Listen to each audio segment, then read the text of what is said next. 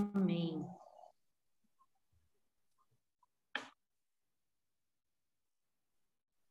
Já está aberto, Sandra, para você. Obrigada, Mirinha, Miroca. Carinho é recíproco, viu, minha irmã? E é tão bom saber que a gente é sustentado pelas orações dos irmãos, né? A gente é muito grato a Deus, porque a gente sabe que tem irmãos orando por nós, pela nossa caminhada ministerial, né? E eu quero dizer que eu não prego, que eu testemunho, que eu compartilho, né, aquilo que Deus tem falado. Então, eu queria compartilhar com vocês, meus irmãos, hoje, o capítulo 14 de Marcos, que diz assim: E dali a 2 dias era a Páscoa e a festa dos pães asmos, e os principais dos sacerdotes e os escribas buscavam como o prenderiam com dolo e o matariam. Mas eles diziam: não na festa, para que porventura se não faça alvoroço entre o povo.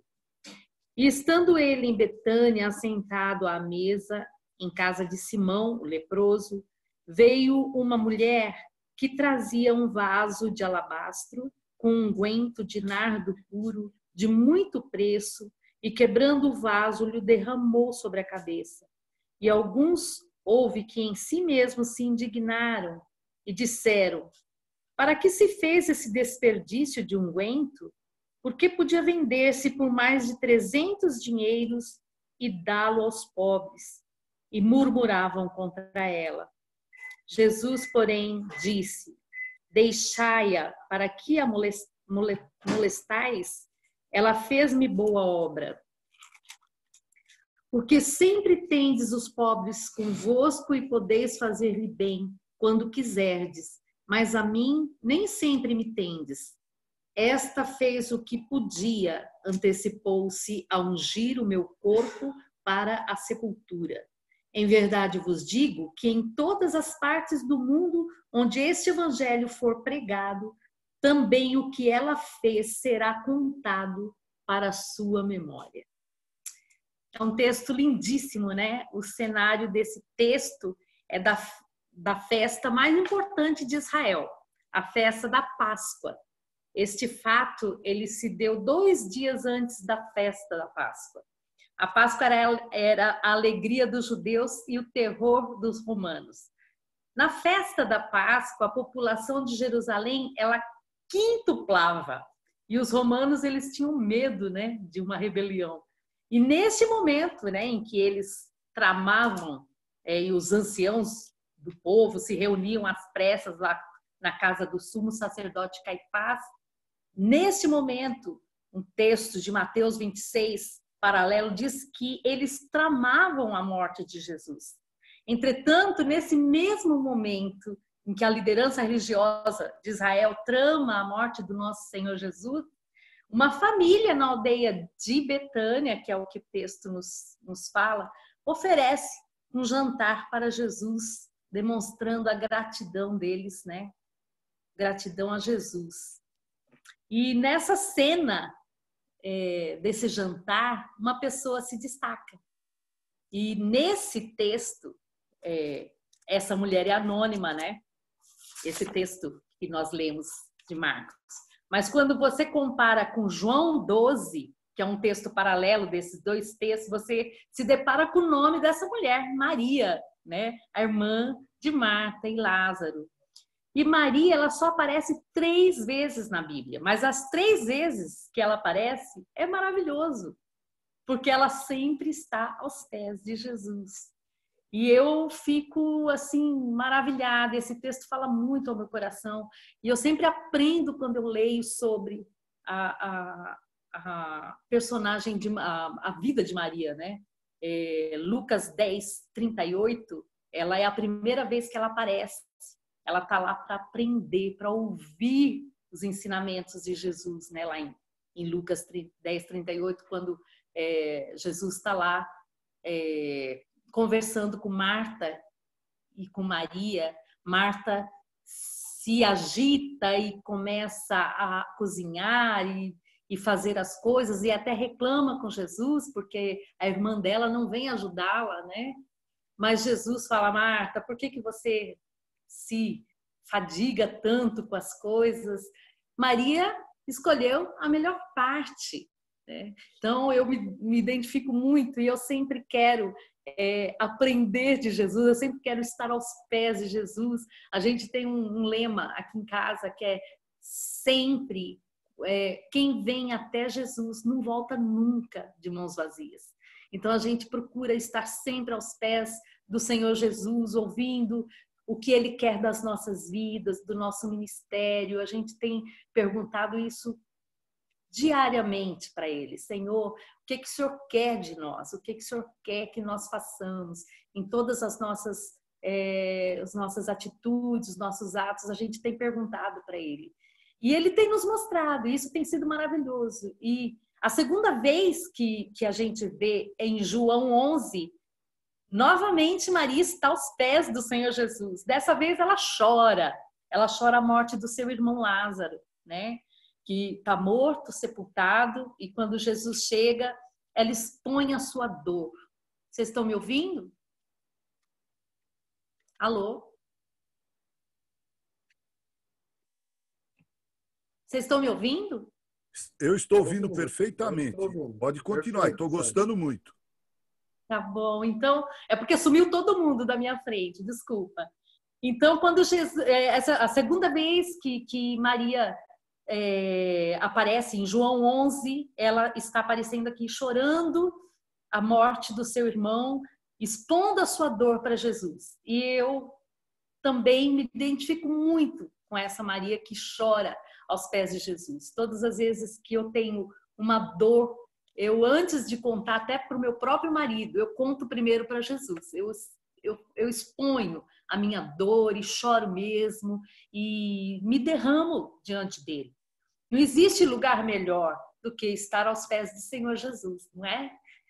E eu me emociono só de falar, porque é bom demais a gente poder expor a dor para uma pessoa que tem estado ao nosso lado diariamente.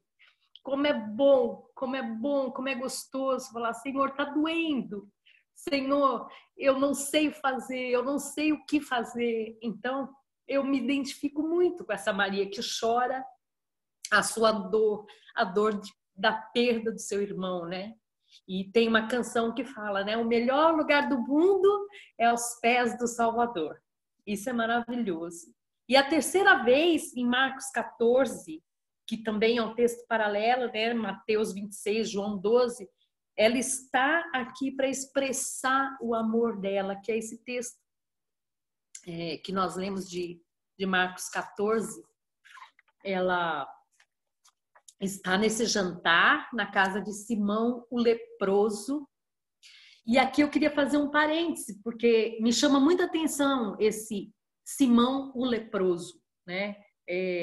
Eu não sei o motivo, por que Simão, eu não sei nem quem é o Simão, porque ele não diz no texto se é pai de Maria e de Marta, se é amigo, né? Mas um Simão leproso estava lá. Aí eu fico perguntando, por que se ele está lá num jantar, ele é chamado de o leproso? Porque se ele ainda fosse leproso, ele não estaria numa ceia, num jantar, numa mesa, né?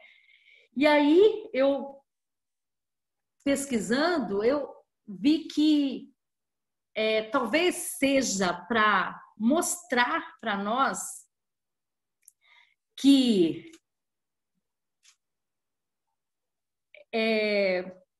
alertar-nos, nem mostrar, alertar-nos sobre a questão de rotularmos as pessoas, né?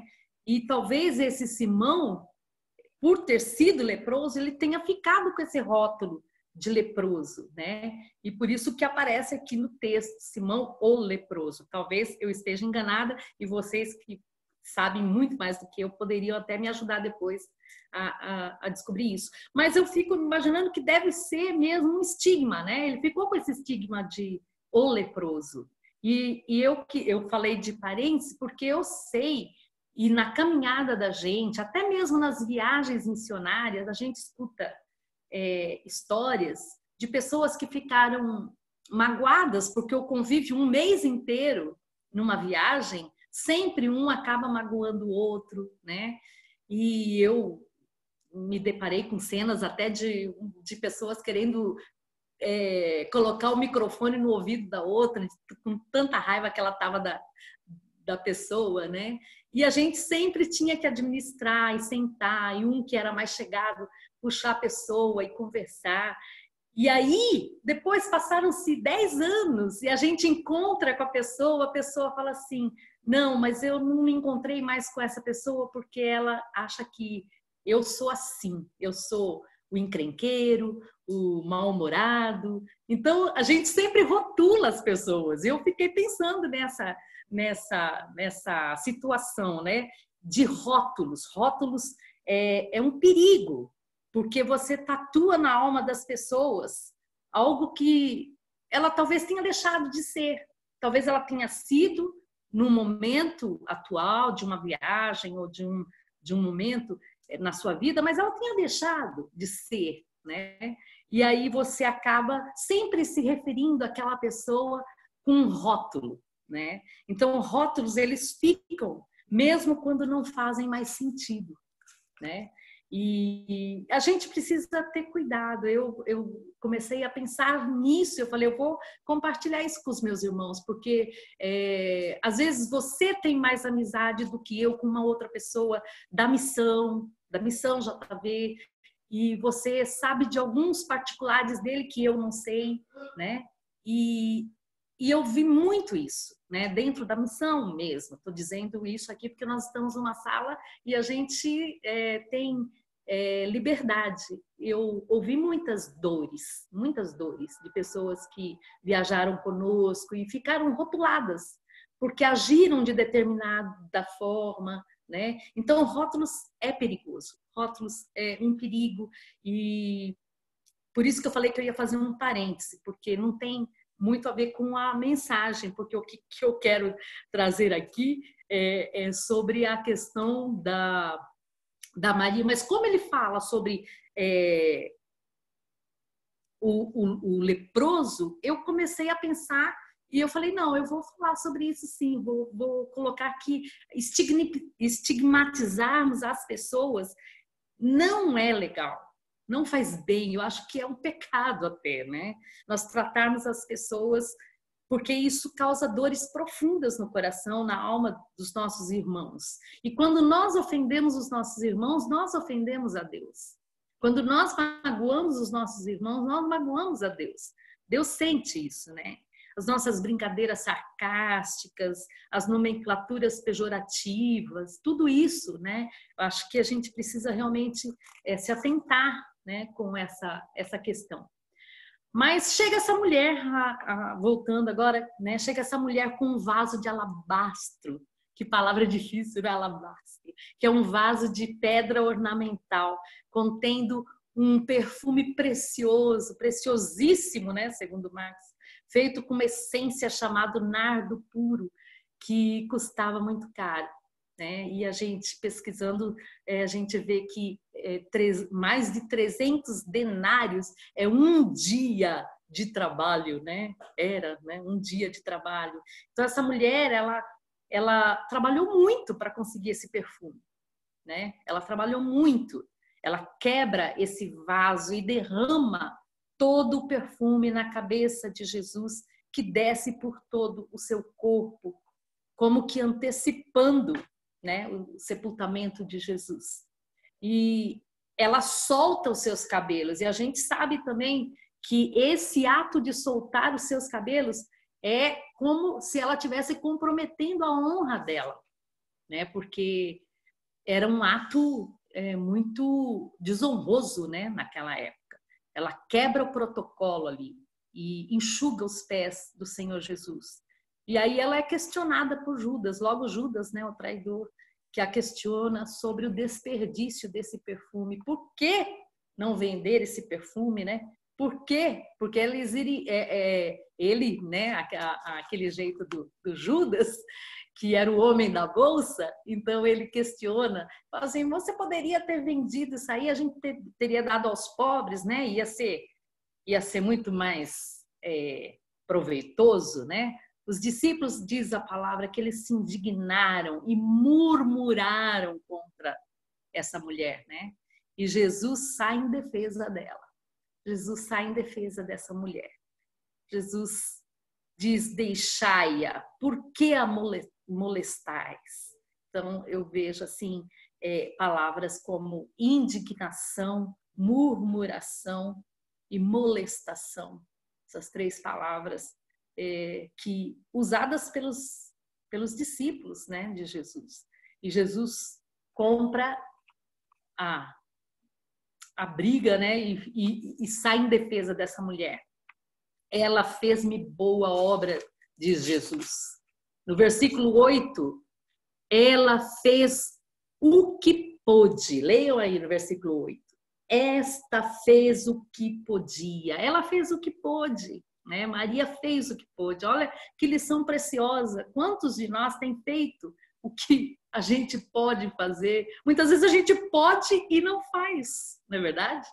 A gente pode fazer, mas a gente não faz. Maria não, ela fez o que podia fazer, ela deu o seu melhor, ela não abriu simplesmente o vaso de perfume, né? Ela quebrou esse vaso. E eu fico imaginando, porque eu gosto muito de perfume, e tem um perfume da Givenchy que eu já ganhei por 2 ou 3 vezes, nunca comprei, mas sempre ganhei, e ele é muito caro. E eu tinha esse perfume como um conta-gotas. Eu botava uma gotinha no dedo, assim, para não acabar. Eu queria que durasse, assim, uma eternidade. Porque eu achava aquilo fantástico. Aquele perfume maravilhoso da Givenchy. Eu falei, eu não posso comprar, então já que eu ganhei, eu vou cuidar e vou fazer com que ele dure muito tempo. E eu fico observando que um ano de trabalho dessa mulher para comprar, juntando dinheirinho por dinheirinho, e ela comprou esse perfume e era algo muito precioso e ela deu tudo para Jesus. Ela não só deu, ela derramou, né? Ela colocou tudo a serviço de Jesus, a economia de um ano inteiro. E eu fico me perguntando, eu estou fazendo isso? Eu estou dando o meu melhor para Jesus? Eu tenho feito isso, né? A exemplo dessa mulher. Outra coisa que me chama a atenção, ela fez isso sacrificialmente. Esse perfume não era encontrado em perfumaria, não. Ele era comprado gota a gota, grama a grama. Às vezes, nós agimos muito parecido com a geração de Malaquias, né? Que vai morrer mesmo, então vamos ofertar a Deus. Né? A gente pega o que está estragado em casa e leva para a igreja. A gente pega as coisas que não servem mais para nós. Vamos dar para Deus, vamos dar para a missão, né? Não serve mais aqui. E então, Maria não foi assim. Maria fez de forma sacrificial. Ela tem a motivação de agradar somente a Jesus. Não importa o que vão pensar de mim, né? Tem uma música que diz isso. Não importa o que vão pensar de mim. Eu quero agradar a Deus. Hoje temos que agradar muita gente. Vocês têm a caminhada de pastorado como a gente e vocês sabem que muitas vezes a gente precisa ficar meio engessado e eu não me conformo com isso. Eu falo, Senhor, eu quero te agradar, eu não quero agradar a homens. Muitas vezes a gente queria dar glória a Deus e ficava, mas o que vão pensar de mim? Vão pensar que eu sou uma como fala? Sei lá, mais pentecostal, né? Mas assim, muitas vezes a gente fica engessado, a gente não quer dar o melhor da gente, a gente não quer fazer como Maria fez. Né? Então, a gente tem que lembrar que a gente tem que agradar a Deus. Ela não se importa com as críticas, não se importou com a sua reputação, ela só tem um projeto aqui, agradar ao Senhor Jesus. Se ela tivesse vendido o perfume dado aos pobres, para os discípulos, estaria tudo bem, mas para Jesus, ela deu para Jesus, então, na cabeça dos discípulos era um desperdício, né? Eu talvez nem de todos, mas de Judas foi um desperdício, né? Então o coração de Maria estava em Jesus. E eu fico pensando, onde está o nosso coração, né? Muitas vezes o nosso coração não está em fazermos a perfeita vontade de Deus, de estarmos aos pés de Jesus. Maria, o que ela fez teve reflexos em outros tempos. Aliás, impactou as futuras gerações e impacta até hoje, né? Ela tem feito isso, essa história linda. Ela fez para ter reflexos na eternidade. E eu termino a minha meditação aqui dizendo que nós precisamos ter reflexo na nossa vida para as futuras gerações, né? Precisamos deixar testemunho vivo, né? Na história da missiologia, me marcou muito um missionário chamado David Livingstone, que foi alguém que passou a vida inteira trabalhando lá na África. Ele amou a África e morreu lá na África. E a história dele nos conta que os ingleses foram lá para a África para buscar o corpo de Livingstone, para sepultá-lo na Inglaterra. E os africanos disseram assim: vocês podem levar o corpo dele, mas o coração dele vai ficar aqui na África, né? Então abriram o corpo dele, tiraram o coração, arrancaram o coração e sepultaram o coração dele lá na África, em Malau. E a inscrição que ficou foi: para a glória de Deus e em memória de David Livingstone. O corpo dele foi para a Inglaterra e foi colocado na abadia de Westminster, junto com o de reis lá. E eu fiquei sabendo que o que está escrito também na placa de bronze lá é: para a glória de Deus e em memória de David Livingstone. A minha oração é que o nosso ministério, o meu, do meu marido, o de vocês todos, meus irmãos, possa ser um ministério que não termine no dia da sua morte, da minha morte, mas que Deus, depois de nos chamar, a minha oração é que as nossas vidas tenham impacto nas futuras gerações, nos nossos netos, nossos bisnetos, quem sabe, se Deus nos der a graça, né? Para que eles conheçam a Deus através do meu e do seu testemunho. Eu quero muito isso e oro a Deus para que também seja feito isso na vida de cada um de vocês, meus irmãos, que a nossa vida tenha reflexos para a eternidade. Amém? Quero orar por você. Senhor Deus, muito obrigado, Pai, por cada um dos meus irmãos aqui nesta sala. Muito obrigada, porque o Senhor deixou a tua palavra viva, que penetra fundo os nossos corações. Muito obrigada, Senhor, porque esta palavra ainda arde nos nossos corações. E pedimos perdão quando negligenciamos, Senhor, a tua palavra, a tua obra maravilhosa.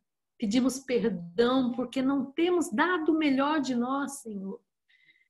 E queremos pedir que o Senhor nos ajude, que o Senhor tenha misericórdia de cada um de nós, da vida dos meus irmãos aqui, a vida de todos nós. Que possamos, ó Deus, a exemplo desta mulher, Maria, que deu o seu melhor, Pai.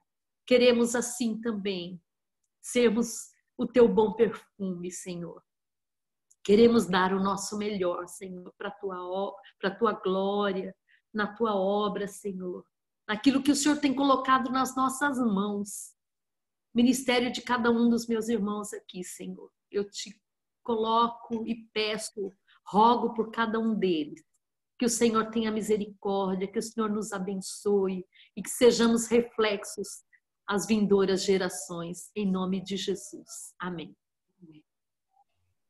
Obrigada.